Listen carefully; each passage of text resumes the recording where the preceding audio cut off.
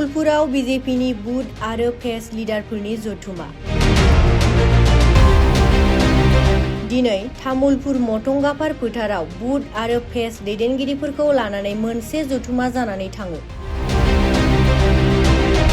बे booth आरो face लिडारफोरनि जथुमाव 43 नं तामुलपुर विधानसभा बियाबनि एनडिएनि बिजाथि बिश्वजित दैमारीजों लोगोसे तामुलपुर बागानपारा आरो दरंगाजुलिनि मावथि फारियाफोराबो बाहागो लादों। बे हाबाफारियाव बाहागो लानानै 43 नं तामुलपुर विधानसभा बियाबनि एनडिएनि बिजाथि बिश्वजित दैमारीया फोरमायदों दि दिनैनिफ्राय साफ्रोमबो मावथि सोद्रोमाफोरा बीजेपी दोलोनि थाखाय खामानि मावगोन आरो तामुलपुर विधानसभा बियाबनि सिङाव थानाय गासै रायजोफोरखौ सरकारजों थाफानानै खामानि मावनो थाखाय खावलायदों बिश्वजित दैमारी बिथाङा। बेनि अनगायैबो बिश्वजित दैमारीया बीजेपी दोलो एबा एनडिएआ भारतनि जारिमिनाव मोजांसिन खामानि मावदों, बेनिखायनो फैबाय थानाय बिसायख'थियाव एनडिएखौनो सरकार दाफिनगोन होनना बुंथिदों। बेनि अनगायैबो बिश्वजित दैमारीया खौरांगिरिनि गेजेरजों मा बाथ्रा बुंथिदों नोंथांमोनहा मिथिना ला।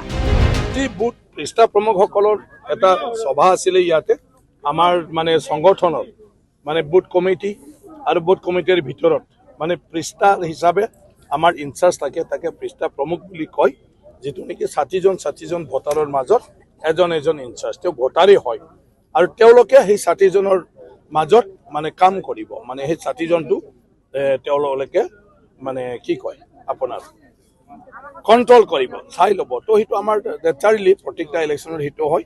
তো আজিও পৃষ্ঠা প্ৰমুখখিনিক তেওঁলোকৰ দায়িত্ব কি আৰু কেনেকৈ কাম কৰিব লাগে সেইখিনি আমাৰ মানে নিৰ্বাচনী বিষয়ত সাংগঠনিক সভা আছিলে, এতিয়া আহি গ'ল তেওঁলোক।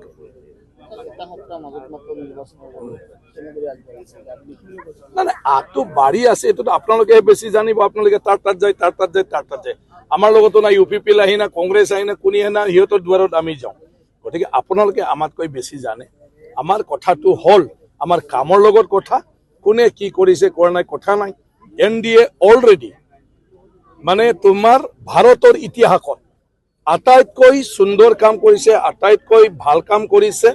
অকল দেশৰ উন্নয়ন নহয়, আন্তঃগাঁথনি নহয়, প্ৰত্যেকজন নাগৰিকৰ ব্যক্তিগত জীৱনৰ দুখ সুখটোও এই এনডিএ চৰকাৰে কৰিছে, মোদী ডাঙৰীয়াই কৰি আছে, হিমন্ত বিশ্ব শৰ্মাই কৰি আছে।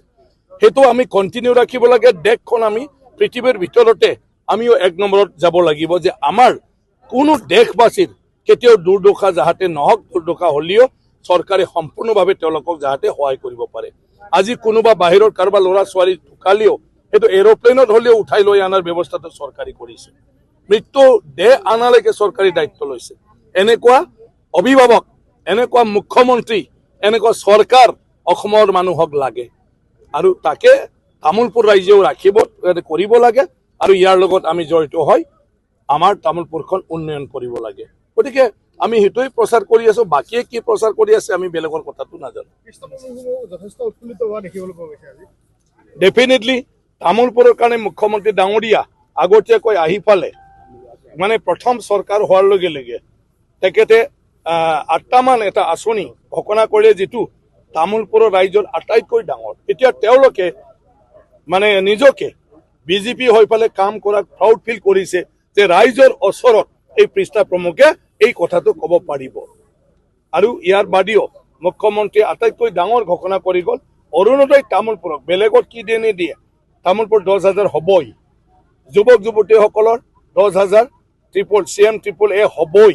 গতিকে 10,000 ল'ৰা ছোৱালী যদি 2 লাখ পায়, ইয়াত কৰ্ম সংস্থাপন পায়, তো তামোলপুৰৰ ল'ৰা ছোৱালী বেকাৰী ৰাস্তাত দেখাই নাপাব কাকো। এতিয়া সাংবাদিক হয়, আপোনাৰতো বয়স কি জানি 40 হোৱা নাই, তো আপুনি 2 লাখ লৈ পেলাই দোকান দিয়ক, এইবিলাকক লৈ কি ঘূৰি থাকা আৰু হ'ব।